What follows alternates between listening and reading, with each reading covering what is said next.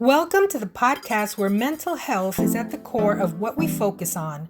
We strive to develop people like you to maximize who you are and what you've been called to do by sharing tools and resources for better brain health. And now here's your host, Juan Garcia. Hey everybody, welcome to the podcast where we focus on your mental health and peak performance. We are in the middle of a series entitled The Discarded, Overcoming Rejection. And the title is actually the title of my latest book, where you can obtain a paperback, hard copy, or an ebook format. It's available now wherever you get your literature. We are trying to help individuals understand the psychology behind rejection, how to face the pain of rejection. And today's episode, I want to focus on dealing with guilt trips. To me, this is an important topic because I have been able to experience, as I've journeyed with people for many years in the mental health space, people are still carrying guilt. Now, there are different types of guilt. In the book, I talk briefly about the different types of guilt, where they come from, what are the causes, etc. And the bottom line is, a lot of what people end up deciding to do in life is driven by guilt. In other words, the motivation behind the behavior is guilt. They feel guilty, whether it's codependency, whether it's any type of substance abuse. It's a way of them maybe not wanting to deal with the issue, and so they have a dependency, or they develop an addiction to something or someone. There's toxic relationships, which we've talked about in previous episodes, and these are all motivated many times by guilt. And then obviously guilt invites his cousin shame. And when you have guilt and shame as a recipe, you have a recipe for specific disaster. And I want to quote a little bit of things that I've written in the book so that you have an idea. I'm trying to give people an inside look as to what I'm trying to cover. And again, it's available. If you want to cop one, you can do that. But basically, here's a definition that I was able to share on the book, and I'll read it to you very quickly. It says, guilt is described as a self-conscious emotion involving negative self-evaluations, feelings of distress, and feelings of failure. Some of the signs that you might be dealing with a guilt complex include anxiety, crying spells, insomnia, muscle tension, worried about past mistakes, repenting, stomach aches, and worry.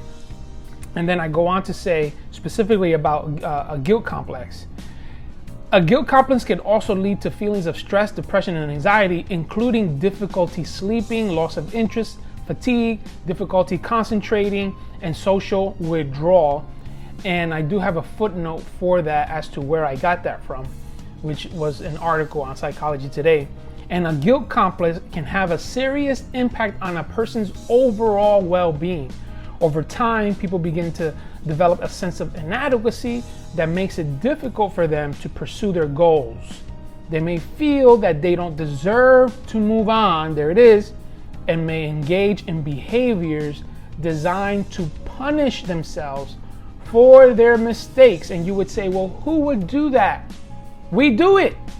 This is what happens. We subconsciously are dealing with a guilt complex. We don't know that it's a guilt complex until we get a definition of it, share the signs of what it looks like, and then, oh, yes, that's what I'm dealing with.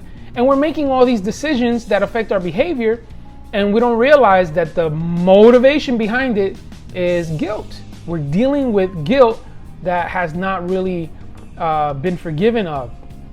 Feelings of shame are another common consequence of a guilt complex. As a result of this, shame as a result of this shame, rather, people can isolate themselves from others. This can have a devastating impact on relationships. And then I go ahead and talk about the types of guilt. And really what I want to do with this specific episode is try to help identify if you are, or someone you love, dealing with a guilt complex, how dangerous this emotion can be, because it's a strong driver.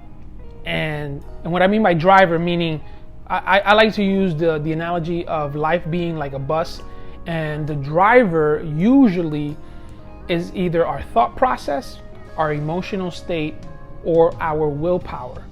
And that is the whole self. When you really look at it, we're supposed to be including all aspects of those parts. But for many of us, we usually pick one. We're usually too much in our heads and trying to be logical about things, or we're too emotionally inclined, and so we're it's how we feel and how we feel, or we're just robotic to some degree, where we're just making decisions and doing the things that we have to do just to get it done. So it's important to filter all things through each aspect of who we are, to come up with a healthy observation, a healthy outlook, perception of what we're supposed to be doing with that information. And a lot of times we don't do that. And so whatever we do choose to drive the bus, if you will, it's the driver. And guilt is an emotion that drives a lot of our decision making. And the logic behind it for some of us is, well, the truth is that, yeah, I'm a bad person, or I shouldn't have done that, or, for example, in DV, domestic violence issues, a lot of times you hear of people that will say, and mostly women, that will say, well, if I would have shut my mouth, maybe he would not have hit me, or if I would have just left it alone. I mean, it's not a big deal. I mean, if I would have just left it alone, maybe he would have just walked away, or sat on his chair and just ignored the whole matter. But I had to open my big mouth, and here we are. That's guilt driving the behavior. Guilt is trying to speak and justify the behavior that the person is tolerating. And I'll speak for myself as a Hispanic growing up in a Latino home. We were always guilt driven. We were always being motivated by guilt. If you don't do this, you don't respect me, or if you don't do this, then this. All of these different elements of guilt complex we would develop, and we wanted to do things because we felt bad.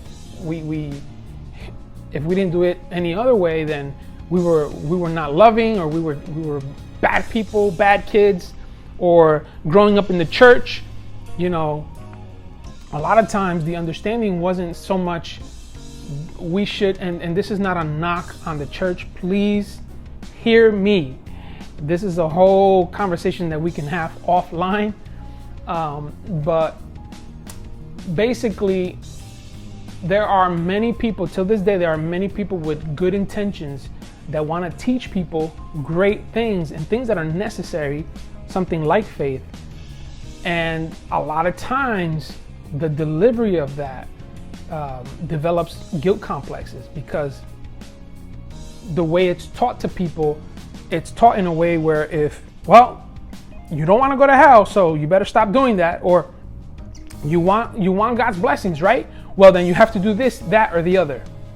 And that develops fear, that develops unhealthy fear, that develops a guilt and a guilt complex, which now formalizes our decision making.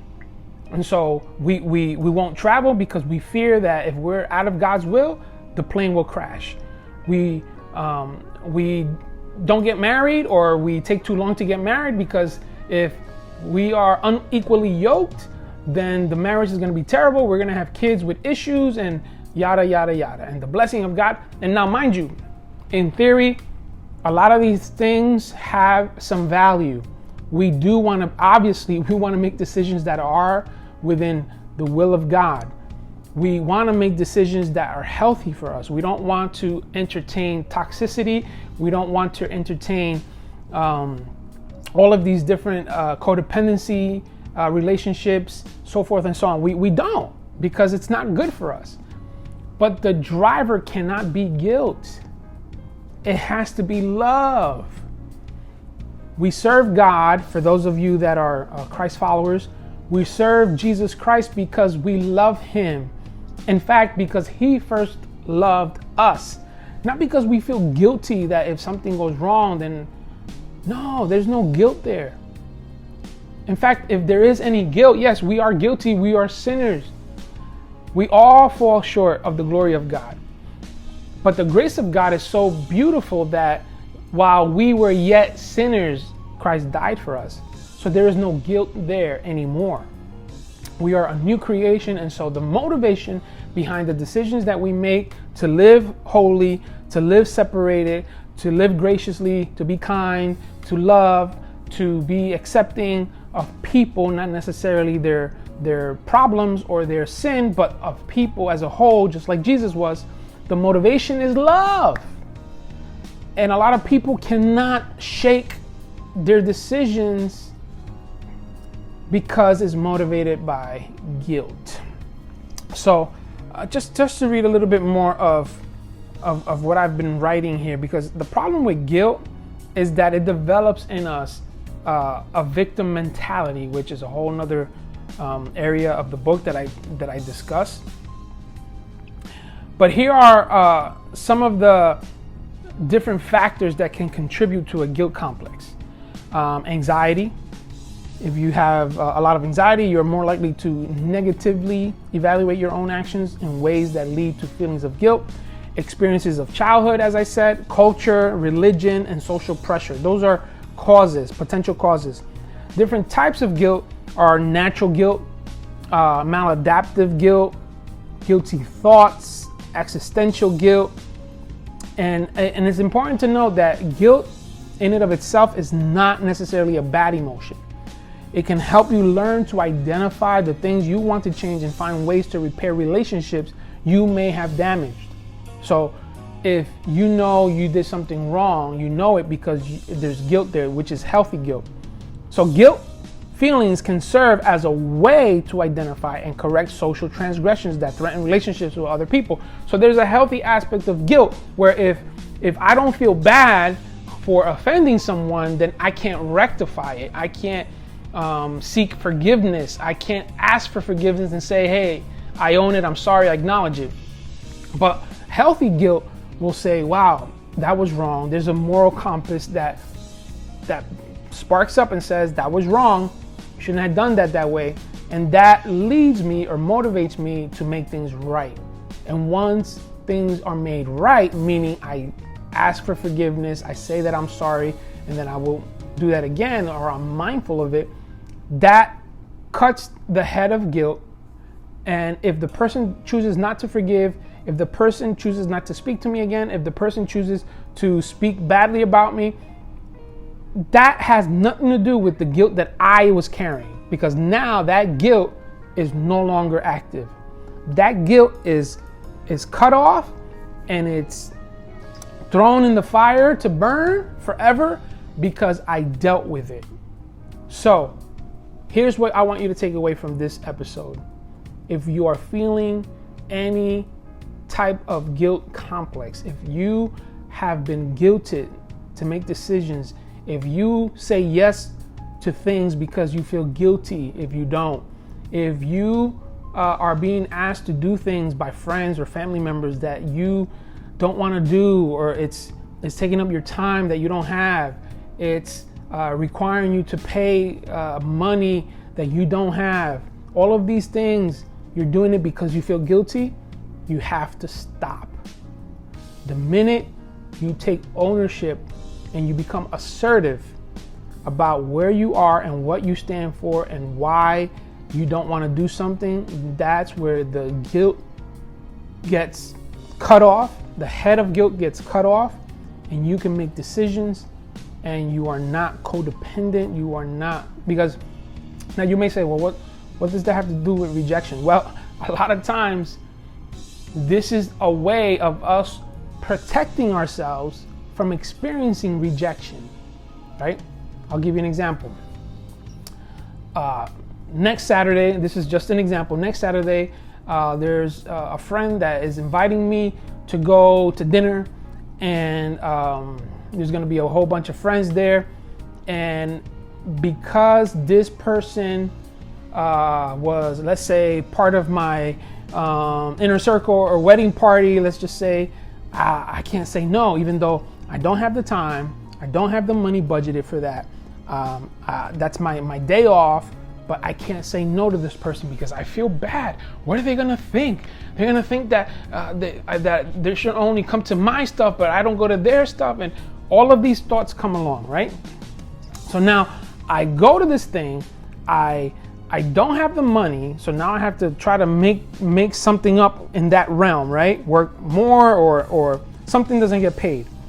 I'm using time that I don't have to be somewhere that I don't want to be or can't be, but I can't say no because I feel guilty. And the reason why I go is because if I don't go, not only do I feel guilty, but there's a form of rejection, because now the person that's inviting me and even those that are involved are going to reject me moving forward. This is what's in my head. They're going to reject me moving forward because I'm saying no. Well, what does he think? Oh, now he thinks he's better than us, or he can't just come to a simple thing. And so we fear being rejected. And so we reject rejection by complying and making decisions to do things out of guilt. That's how it's all tied. So my prayer is that you see the connection, and that if this is something that you struggle with, that you come to terms with it, cut it off from the head, and don't allow this to be rooted in your self-esteem and in your value system, because it'll just continue to build, and then you'll snap, and then you'll say things or do things that you're gonna regret. So this is a healthy way to do it. Just be assertive, stand your ground, do things for the right reasons and for the right motives, and you'll be fine. Now, that's it for this episode, but there's more to come, so stay tuned. If you have not subscribed to this channel, please do so. Hit the notification, let people know that we're talking about mental health issues and things that will help us perform better in life. Remember to mind yours. Your mental health is super important. Don't worry about everybody else's mental health if you are not taking care of yours. Do the right thing and be well. See you on the next episode. Thank you for tuning into our podcast. For more information, visit our website at juangarciaenterprises.com. Our host, Juan Garcia, is available for speaking, coaching, and one-on-one counseling. You can email us at info@juangarciaenterprises.com. Until next time, remember, you only have one mind, so mind yours.